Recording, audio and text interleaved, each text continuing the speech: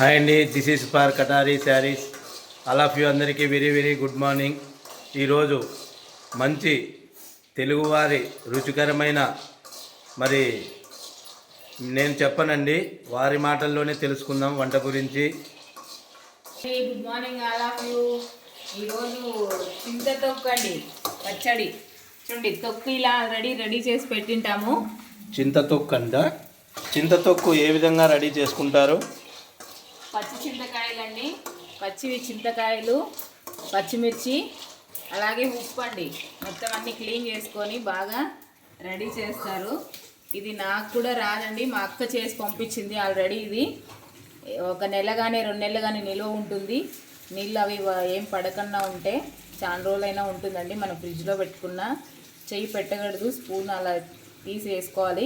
Tasty బాగుంటుందా? చాలా బాగుంటుంది. చూస్తామండి. ఈరోజు రెడీ చేసిన తర్వాత తిన్న తర్వాత కూడా మీకు రిజల్ట్ చెప్తాము. నేను రెడీ చేసుకోవాలంటే అలాగే మనకు కావాల్సినంత చింత తొక్కండి తీసుకొని ఇలా వాటర్లో వేసుకోవాలి ముందుగానే.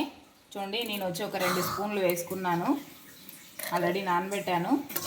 తర్వాత వచ్చి పచ్చిమిర్చి ఆల్రెడీ ఉంటుంది, కానీ మనకు తగినన్ని పచ్చిమిర్చి వేసుకోవాలి.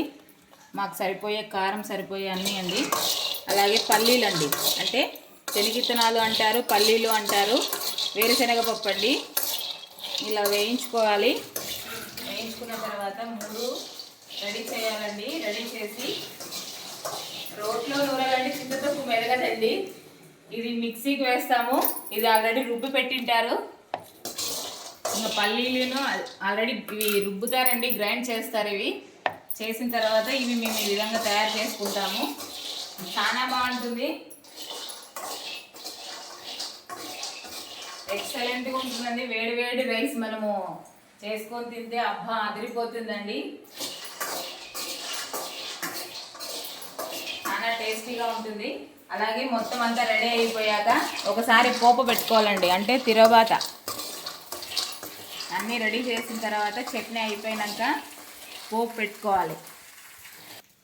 చూడండి, పల్లీలు ఈ విధంగా మనం గ్రైండ్ చేసుకోవాలి. మిక్సీలోకి వేసి కొంచెం మెదిగిన తర్వాత ఈ తొక్కు వేయాలండి. తొక్కు ఇది ఆల్రెడీ గుండు కింద రుబ్బింటారండి. ఇది మళ్ళీ మనం రోట్లో రుబ్బాలంటే మనతో కాదు, అందుకని మిక్సీకి వేసుకోవాలి. చాలా బాగుంటుంది చట్నీ. ఉప్పు అవసరం లేదు, ఆల్రెడీ ఉప్పు ఇందులో వేసింటారు. చట్నీ అయిపోయిన తర్వాత తక్కువ ఉంటే కాళ్ళంటే వేసుకోవచ్చు. ఉప్పు అంటే సాల్ట్, కాళ్ళుప్పు, గళ్ళుప్పు, సాల్ట్, ఎన్ని పేర్లు.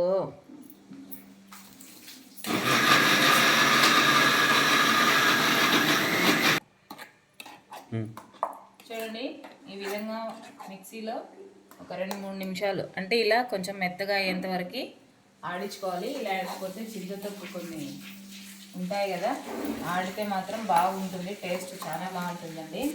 అలాగే ఇది అయిపోయింది. ఇప్పుడు పోపు పెట్టుకోవాలండి.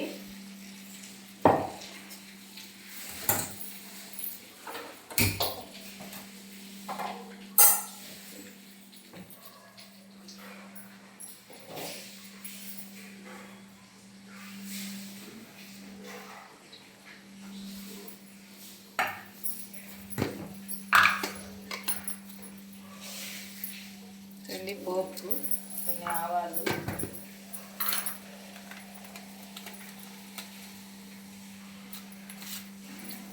జీలకర్ర, కరివేపాకు, ఎండుమిర్చి,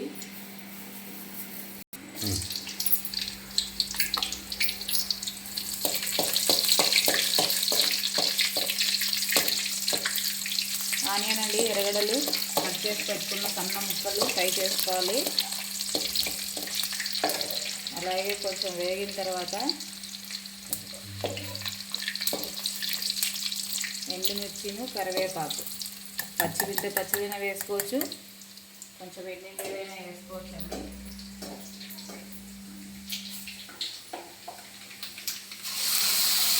చెట్టు మొత్తం ఇలా వేసుకోవాలి. అంటే వెరీ సింపుల్. ఈసారి ఈ చింతతొక్కు మాత్రమే ఎలా చేస్తారో మీకు ఒక వీడియో పెడతానండి. కొంచెం ఒక 2-3 డేస్ తర్వాత మీకు వీడియో ఇది ఎలా తయారు చేస్తారో సెండ్ చేస్తాను యూట్యూబ్లో, ఒకసారి చూసేయండి అందరు. చాలా బాగుంటుందండి చట్నీ అయితే, వేడి వేడి అన్నం లేకైతే సూపర్గా ఉంటుంది, ఎక్సలెంట్గా ఉంటుందండి. మా అక్క నాకు ఈ విధంగా తయారు చేస్తే నేను ఈ విధంగా తయారు చేస్తానండి.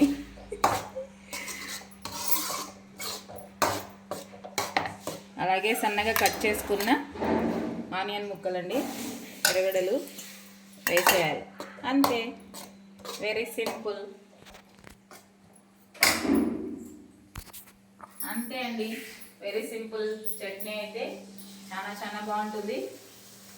అలాగే వేడి వేడి అన్నం లేకైతే సూపర్గా ఉంటుంది, అదిరిపోతుంది.